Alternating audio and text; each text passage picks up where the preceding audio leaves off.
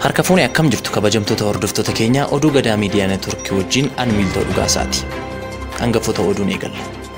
Adda bilisummaa Oromoo fi Koongireesiin Federaalawaa Oromoo filannoo kan dursu nagaa uummataati yoo jedhan mootummaan gama isaan filannoon haa gaggeeffamu jedhe.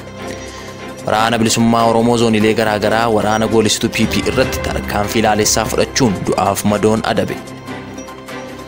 Mooraan guddichi Yuunivarsiitiin Amboo kaampaasii Awwaaroo jedhamuun beekamu maqaa goota artistii Oromoo Hacaaluu Hundeessaan moggaafame. Siidaa Yuunivarsiitichi ijaareef akka hin eebbifamne mootummaan naannoo Oromiyaa obbo Shimallis Abdiisaa dhorke. Kanneen hangafoota oduu turan amma oduu bal'inaan.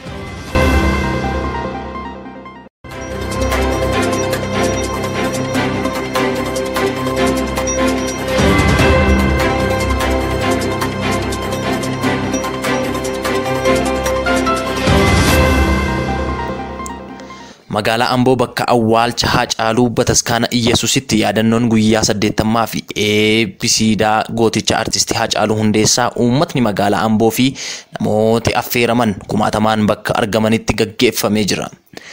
Amma oduu bal'inaan hirkoo sabaa. Fulbaana 21 bara 2020 magaalaa Amboo bakka awwaalcha Hacaaluu Hundeessaa Bataskaana Iyyesuusitti yaadannoo guyyaa 80ffaa fi eebba siidaa isaa bakka uummanni magaalaa Amboo fi namoonni kumaatamaan argamanitti gaggeeffamee jira.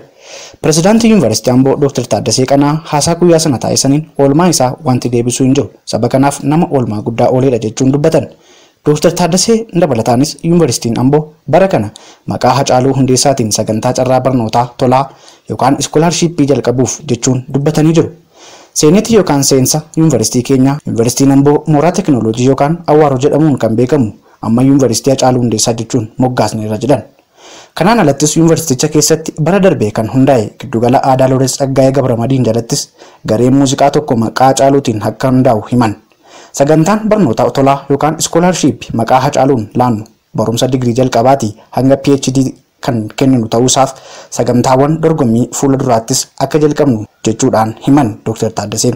Hojiiwwan yaadannoo nuti jalqabne kun oolmaa Hacaaluun saba keenyaaf oolee kan gitu ta'uu baatus Yuunivarsiitiin keenya wantoota maqaa artistichaa ol kaasan cimsee akka itti fufu murteewwan kanneen seenetii Yuunivarsiitichaa sagalee mormii tokko malee mirkaneessee kan jedhan Dr. Taaddasaan Yuunivarsiitichi murteewwan kanaaf aangoo waan qabuuf kanneen murtii keenyatti garaan isaan hanqate sababa gahaa hin qabanii jedhan.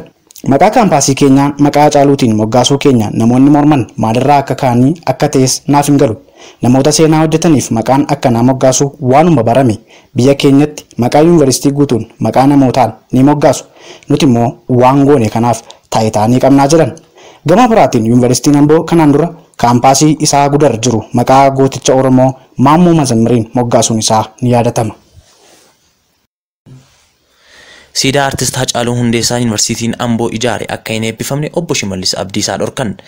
Yuunivarsiitiin Amboo mooraa maqaa Hacaaluun moggaase fuulduratti farda siidaa dabalee irratti siidaa Hacaaluun hojjechiisee wal faana eebbisiisuuf haaldureewwan hunda xumuree yeroo jedhutti pirezidaantiin mootummaa naannoo Oromiyaa obbo Shimallis Abdiisaa mormii gama mootummaa isaaniin qaban mul'isuun siidaan sun akka hin eebbifamne dhorkanii ukkaamsuun dhaga'ame. Dhimma kana irratti uummatni Oromoo hundi itti cichee hordofaa kan jiru ta'us hojiin isaa hin xumuramne jechuudhaan uummata sosobaa jiraachuun isaanii dhagahamee jira. Mormiif gungummii uummataaf jecha suuraa Hacaaluu qofti akka dhaabbatuuf asaasaa akka jiranis maddeen keenya ibsanii jiru. Waraanni bilisummaa Oromoo zooniilee garaagaraa waraana goolisituu PP irratti tarkaanfii ilaalessaa fudhachuun du'aaf madoon adabe. Waboon zoonii kibbaa giddu galeessaa fi zoonii dhihaa loltuu mootummaa Itoophiyaa haleeluun dhaga'ame.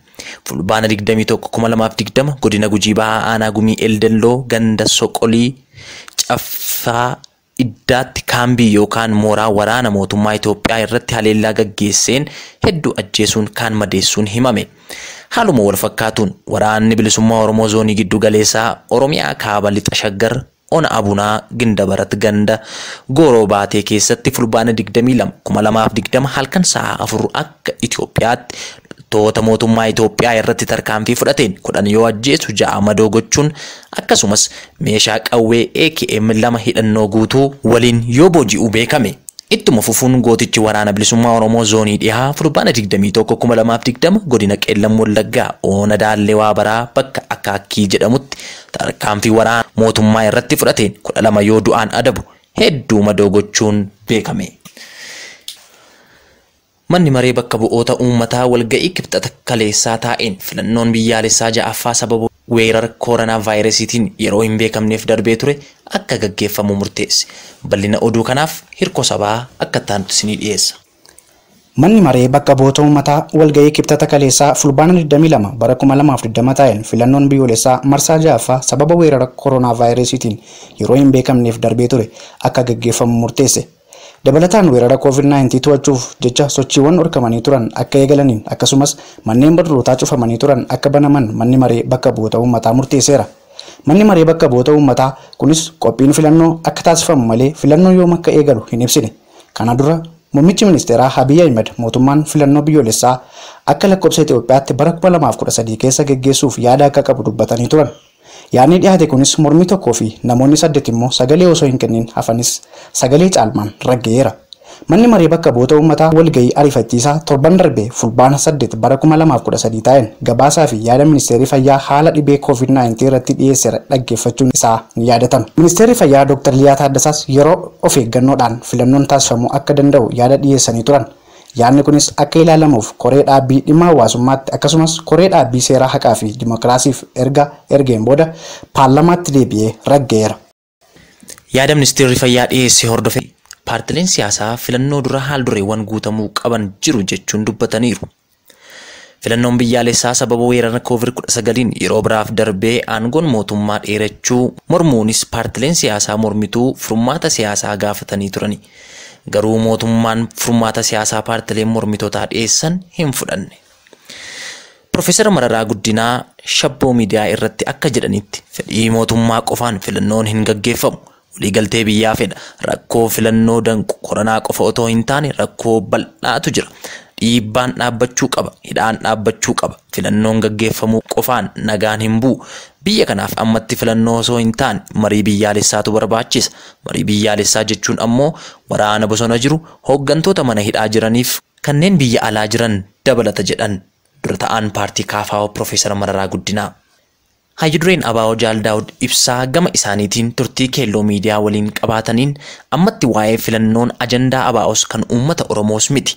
Biyyi kun mootummaa akkamii qabaatti kan jedhudha. Yaaddoon yeroo uummanni keenya akka bineensaatti ilaalamaa jirutti, yeroo paartileen biyya bulchaa diigamaa jiranitti, yeroo sabboonni biyya kanaa haala yaaddessaa keessa jiranitti, yeroo dhaabbileen dimookiraasii hojiirra hin jirre kanatti waa'ee filannoo yaaduun maraatummaadha. Oromoon rakkina isaa furatee nagaan jiraachuudhaaf mootummaa ce'umsaa ijaarrachuuf akka socho'u waamicha goona.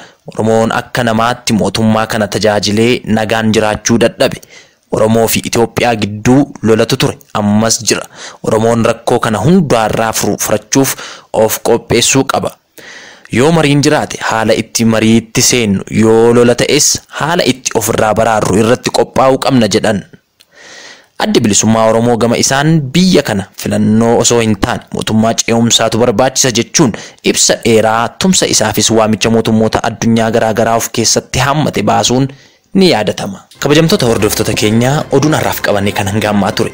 Qophii kana gulaaluudhaan kan nu waliin ture Gadaa Tokkummaati.